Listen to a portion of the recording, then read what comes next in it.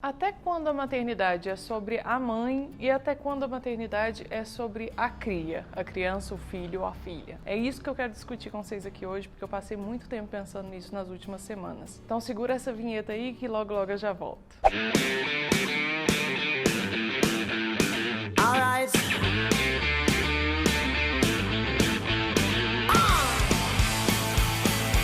Tá vendo, gente? É por causa dessa ausência minha nessa playlist materna que eu só faço quando eu tô muito inspirado ou tem um assunto que tá muito na minha cabeça, que você tem que estar inscrito nesse canal. Porque aí quando eu vier fazer de novo um vídeo sobre maternidade, você não vai perder. Então já clica aqui embaixo no inscreva-se, se inscreve, fortalece o meu trampo aí, tem o botão seja membro também se você quiser contribuir com esse canal, dando uma graninha pra gente continuar fazendo esses vídeos, vai ser lindo, maravilhoso, vou te agradecer muito. Clica aí pra você conhecer como é que funciona. E inclusive nesses dias de domingo, quando não tem materna, tá rolando uma série sobre a construção da casa que a gente vai fazer. Se tudo der certo, Deus vai ajudar. E os trampos também, especialmente os trampos. E que inclusive eu acho que você vai gostar bastante, então mais um motivo para você se inscrever. Tem uma coisa que sempre me deixou muito encabulada e eu vou problematizar ela aqui hoje, que é essa história da hashtag Meu Mundo Azul, Meu Mundo Rosa. Nasceu para mim. Eu nasci para ser mãe. A única coisa que eu tenho na vida é a minha filha ou meu filho. Eu sempre fiquei muito pé atrás com esse tipo de fala, legenda ou até hashtag do Instagram, sabe? E eu sempre fiquei pensando, cara, mas peraí, o que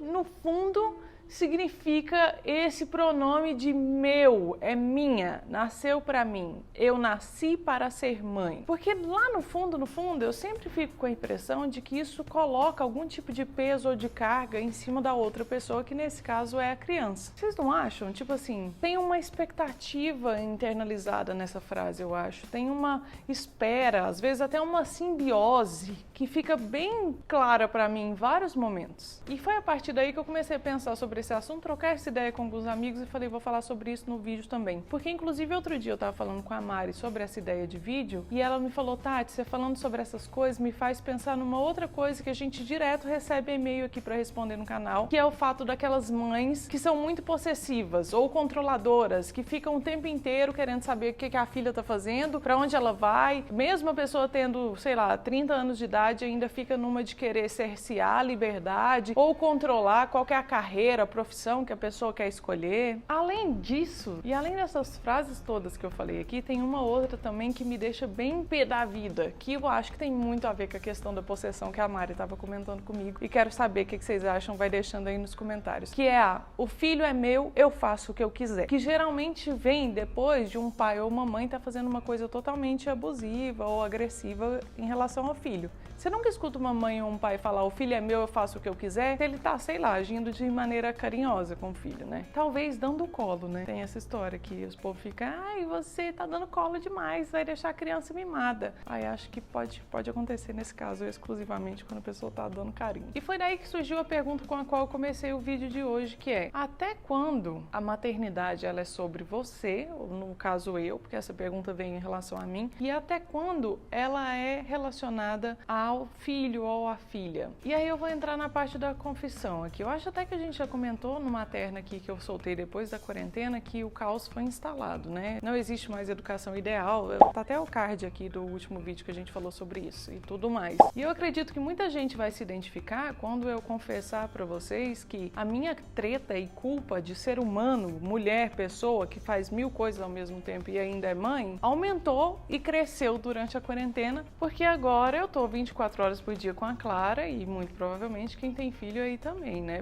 Que outra solução você arrumou, se você tiver arrumado solução, escreve aqui pra nós, porque às vezes você dá dicas. Se você for escrever solução que não é indicada pelo OMS, você não precisa nem falar nada também, porque nós nem vamos levar em consideração. Mas daí, pensando nessas coisas todas e nessa treta maior que eu comecei a viver, tentando encaixar todas as peças que eu quero fazer e que eu preciso fazer pra me sentir bem e feliz, porque mais uma vez repetindo o que eu falo aqui sempre, quando pai e mãe não estão felizes, não existe criança satisfeita. Por mais que você ache que você tenha que abrir mão de todas as coisas que você faz para agradar a sua criança, às vezes você vai agradar muito mais se você estiver fazendo coisas para você que te satisfaçam. Pelo menos esse é um mantra que eu vivo aqui. E pensando nisso tudo, inclusive nessa problematização do que é a maternidade para a mãe e para o filho, eu cheguei à conclusão de que nenhuma das minhas questões de tempo, de treta, de culpa, de querer fazer tudo ao mesmo tempo é relacionada à Clara. Nem E eu demorei muitos meses para entender isso, porque de início eu ficava pensando, ai meu Deus, mas se a Clara estivesse na escola eu estaria dando conta de fazer tudo que eu preciso. Depois eu cheguei à conclusão de que não mesmo, porque a minha treta tá em querer fazer todas as outras coisas ao mesmo tempo. Eu acho que eu já conversei com vocês sobre isso aqui, mas eu acho importante reiterar, porque agora é mais pesado, né? E talvez tenha alguém que tá escutando e vai se identificar e parar para pensar nisso também. A Clara, na verdade, muitas vezes ela vem para me desafogar de todas as outras coisas que estão me permeando e me segurando e me causando essa falta de tempo e treta, tá ligado? Para me lembrar do que realmente é necessário, do que é preciso. Você já completou aí na sua cabeça, né? Do que realmente importa. Sanidade mental, no caso. E eu cheguei a essa conclusão porque eu parei para pensar o seguinte, será que se eu não tivesse tido filho, eu estaria nesse mesmo sentimento e nessa mesma condição e pensamento que eu tô agora no meio de uma quarentena? Totalmente. Se eu tivesse abraçado todas as coisas que eu abracei e quisesse dar continuidade a elas como eu tenho feito, velho, estaria ainda mais surtada. E esse pensamento que eu acabei de contar para vocês aqui agora, essa autoanálise na real, eu acho que ela tem muito a ver com essas frases que eu falei para vocês aqui antes. Porque, como eu disse, essas frases, às vezes, elas me trazem um sentimento de simbiose, ou às vezes um sentimento de colocar a carga em cima do filho, ou muitas vezes até de ter uma coisa inconsciente de que o filho realize as coisas que você não realizou, ou de que porque você colocou ele ali, agora ele precisa seguir os passos do jeito que você acha que é correto e que você pode fazer o que for necessário dentro da sua cabeça para fazer com que aquela pessoa siga exatamente a vida do jeito que você é. Não considerando ela ou ele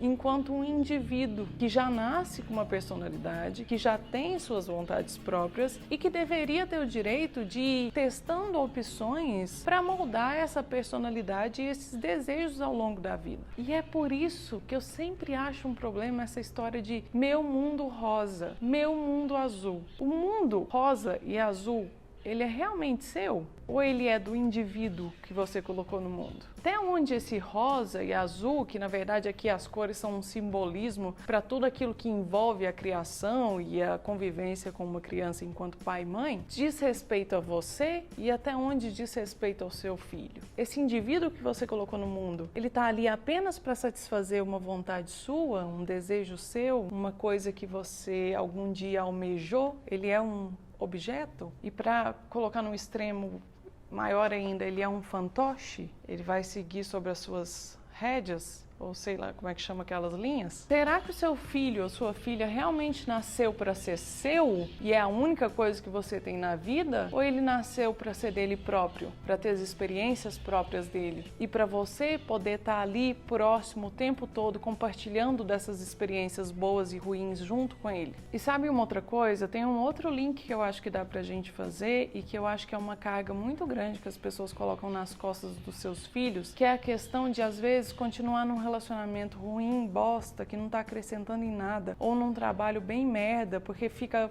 jogando nas costas do filho ou da filha a responsabilidade por essa continuação. Por exemplo, ai, mas eu não separo por causa dos meus filhos. Ou, mas se eu abrir mão desse emprego e procurar um outro, ou às vezes ficar desempregado por um tempo, os meus filhos vão sofrer demais. E óbvio, talvez seja o caso mesmo. Mas pode ser também que essa nem seja uma verdade, de tipo, eu não saio disso por causa dos meus filhos. Às vezes tem N outros motivos pelos quais você não sai e, inclusive, um deles pode ser que você quer evitar o sofrimento do seu filho. Porque convenhamos também, né? Ficar escutando criança chorar é um negócio que dói na alma e irrita pra caralho também, vamos ser bem sinceros. Mas tanto não é uma verdade incondicional essa história, porque a gente vê, por exemplo, eu e o Auro somos filhos de pais separados. Você com certeza conhece milhares de pessoas, e aí eu tô dando um exemplo de bolha? Tô, mas fazer o quê? É isso aí mesmo, nós estamos falando de experiência pessoal aqui. E nem por isso a gente, sei lá, tá quebrado. Tá certo que a terapia ajuda muito também, coisa e tal e coisa, mas vocês entenderam o que eu quero dizer. E basicamente é isso, assim, eu queria dividir com vocês essa coisa que eu fiquei pensando, queria que vocês me respondessem se vocês já pararam pra pensar sobre isso, se você acha que faz sentido ou não. E também queria que você deixasse aqui nos comentários me respondendo Se você acredita que o início daquela questão que eu contei que eu e a Mari estávamos conversando, de mães e pais que são possessivos, controladores, até quando a pessoa já é adulta, se esse início se dá com essa história de é meu, é minha, eu nasci para ser mãe, volta aqui para debaixo da asa dos meus pintinhos e tudo mais. Então deixa aí nos comentários, vamos bater esse papo. Domingo que vem tem mais um episódio aqui sobre a construção da casa, onde eu vou dar as dicas que vocês me deram na real, mas durante a semana vão rolando outros vídeos.